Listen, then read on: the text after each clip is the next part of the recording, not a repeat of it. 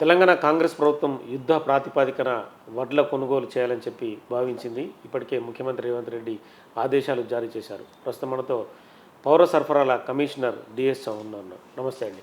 నమస్తే అండి నాగేష్ గారు. అంటే ఎలా చేయాలనుకుంటున్నారు సార్? అంటే 500 బోనస్ ఇవ్వాలని చెప్పి ప్రభుత్వం భావిస్తుంది. అంటే చాలా వరకు గతంలో ఇష్యూస్ చాలా వచ్చాయి.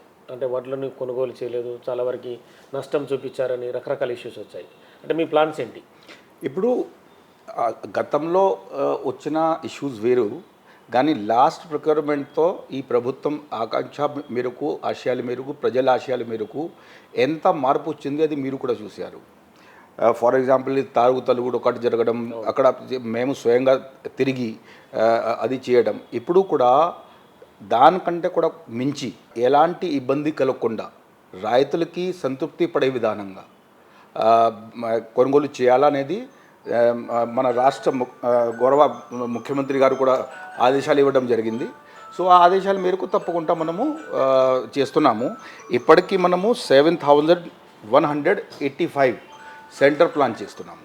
80 LMT కొనుగోలు జరుగుతుంది. LMT means lakh metric ton. Okay, అంటే ఒక అట్లా చూస్తే 9 crore metric tons. 9 crore metric tons. ఇంకొకటి విషయం మీరు గమనించి ఉంటారు, ఏ ఫార్మర్తో అయినా మీరు సర్వే చేయండి, లాస్ట్ టైం చాలా ఫాస్ట్గా పేమెంట్ వచ్చింది. మీకు అప్పుడు ఫిగర్ కూడా చూపించినాము మధ్యలో కూడా. ఇప్పుడు ప్రొక్యూర్మెంట్ సీజన్ అయింది కాబట్టి మధ్యలో మీకు మీ ద్వారా కూడా పబ్లిక్కి ఒక అవేర్నెస్ కావాలా, దాని గురించి చెప్తున్నాము. Last time within 3 days payment అయింది. ఈసారి అది కూడా తగ్గించడానికి మనం ప్రయత్నం చేస్తాం. అంటే తాలు వడ్లు, తడి, ఇవన్నీ కూడా రకరకాల ఇష్యూస్ని గతంలో చేసి కొంతమంది రైతులు కూడా కొంత అసహనం వ్యక్తం చేశారు. అంటే ఈసారి ప్లాన్ ఎలా ఉంటుంది? అంటే వాటిని ఏ బేసిక్లో మీరు తీసుకునే అవకాశం? నేను ఆ ప్లాన్ మీకు చూపిస్తాను. ఇప్పుడు లాస్ట్ టైం కొన్ని విషయాలు ఏముంటాయి అంటే, తాలు తరుగు మీరు దయచేసి ఒకటి అర్థం చేసుకోండి. We don't want any unauthorized cut by miller or by anyone. ఎవరితో కూడా కట్ చేయకూడదు. కాబట్టి ఈసారి మనము చాలా పకడ్బందీగా అరేంజ్మెంట్ చేసాము. ఏం చేసామంటే, ఫస్ట్ ఆఫ్ ఆల్ మీకు తెలిసి ఉండాలి అంటే, హార్వెస్టర్ జనరల్గా ఏముంటుంది అంటే వారు ఎవరికి వాళ్ళు బుక్ చేసుకుంటూ ఉంటారు. బట్ హార్వెస్టర్ ఎప్పుడు పోవాలంటే మీ పంట సరిగా పండిన తర్వాతనే వెళ్తే పనికి వస్తుంది.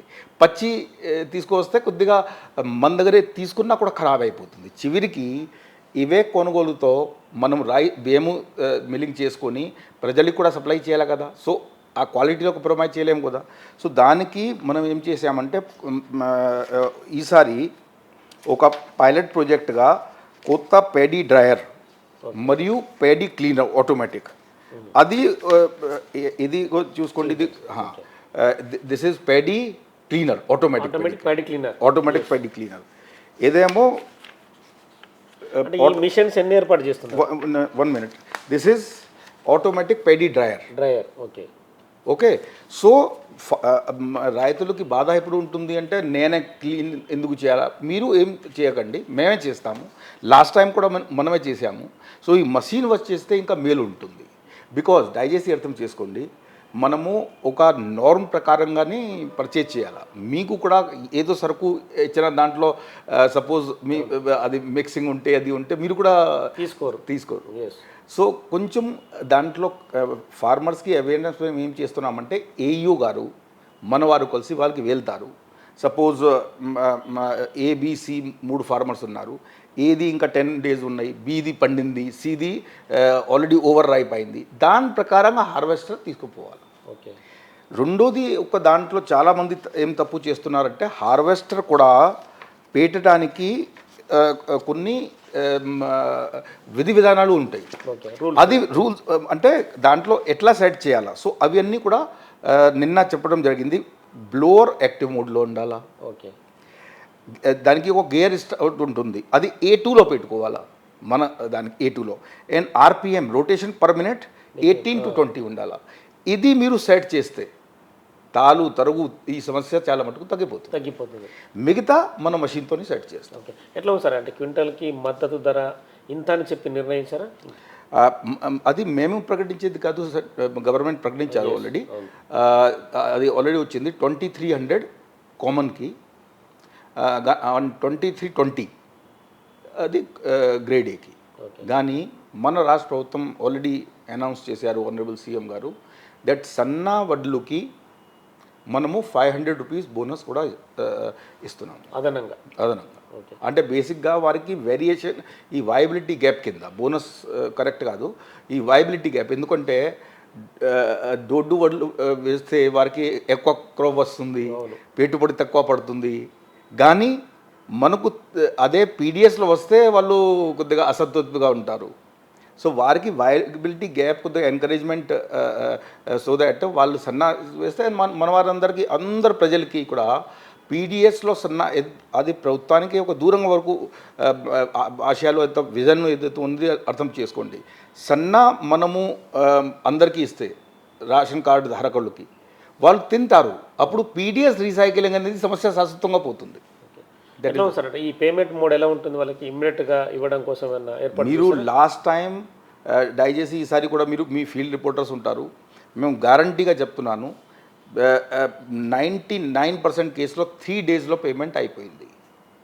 అంతకుముందు గతంలో నెల కూడా పేమెంట్ కాలేని పరిస్థితి ఉన్నది.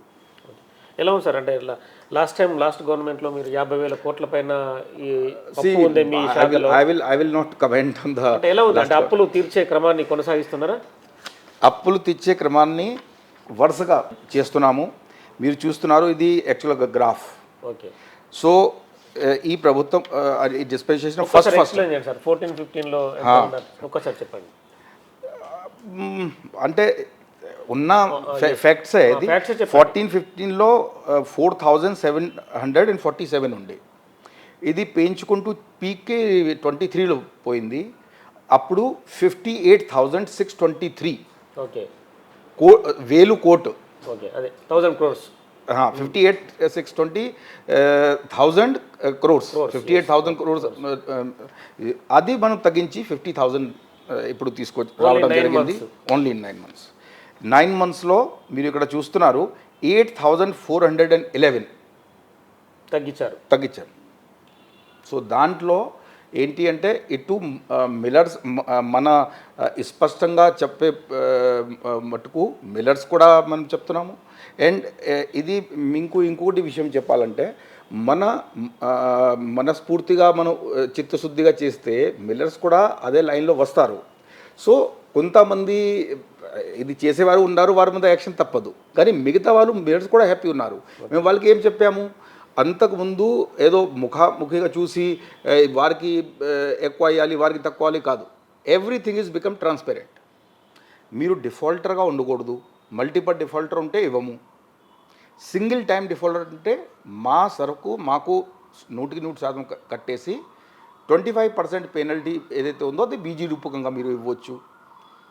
అండ్ తర్వాత డిఫాల్ట్ లేనివారు 10 మంది ఉంటే తన కెపాసిటీ పరంగా అందరికీ సమానంగా ఇవ్వాలి. దాంట్లో పర్ఫార్మెన్స్ లింక్ చేసాము. నాగేష్ గారు, మహేష్ గారు, సురేష్ గారు ముగ్గురికి ఒక 1000 టన్ను ఇచ్చాము. నాగేష్ గారు అది 15 డేస్లోనే మాకు చెల్లించారు రైస్. ఆయనకి ఇంకా 1000 ఇస్తాం. So transparent system, systematic system and performance based system.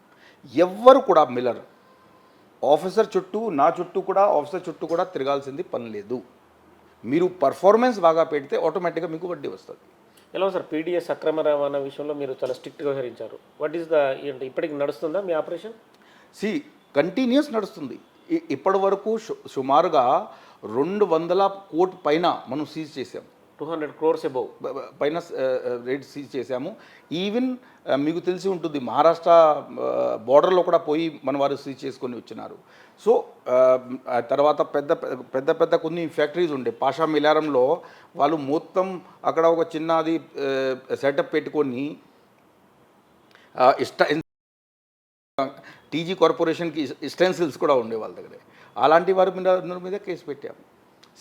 ముఖ్యంగా ఎవరికి భయపెట్టడం లేకపోతే అది చేయడం మా ఉద్దేశం కాదు.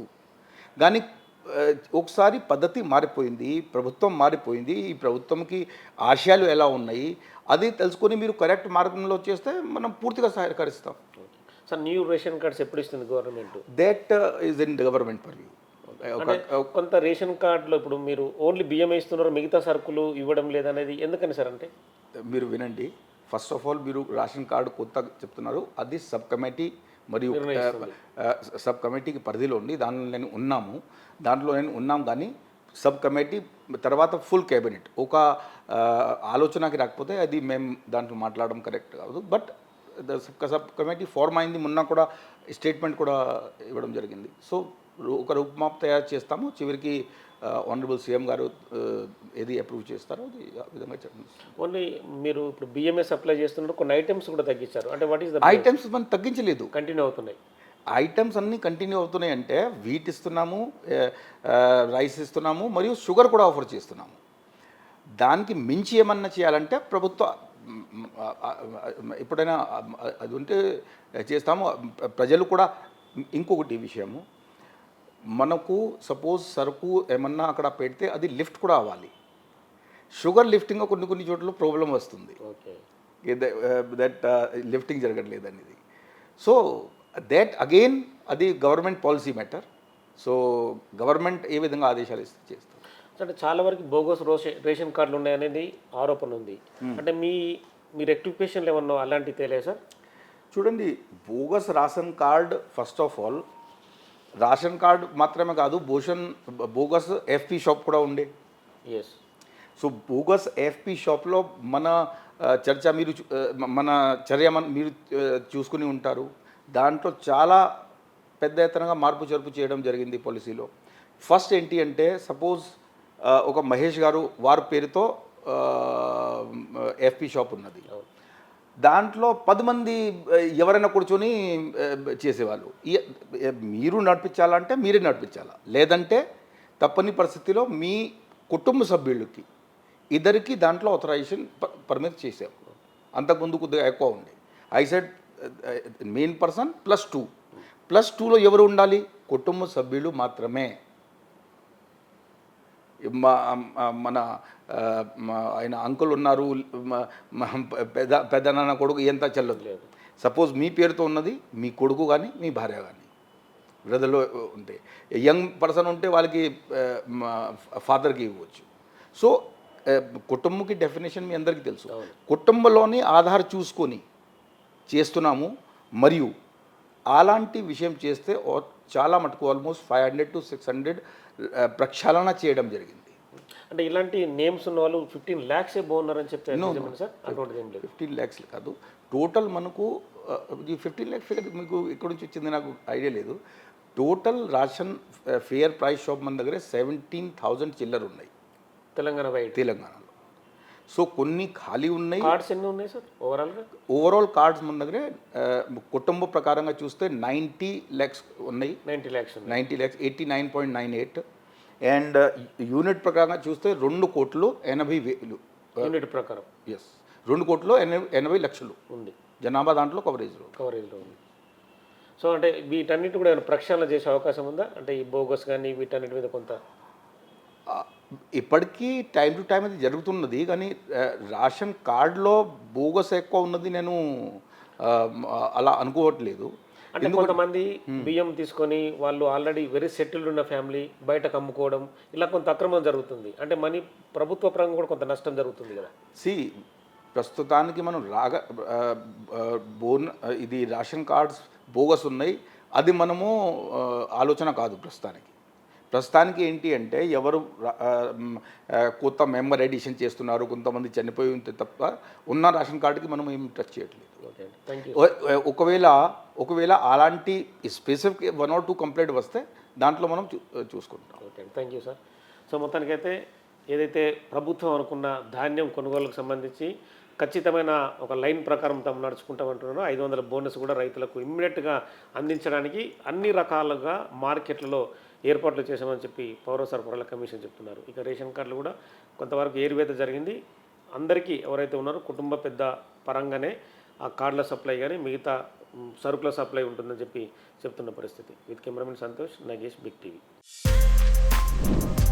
For more videos like this, subscribe Big TV channel.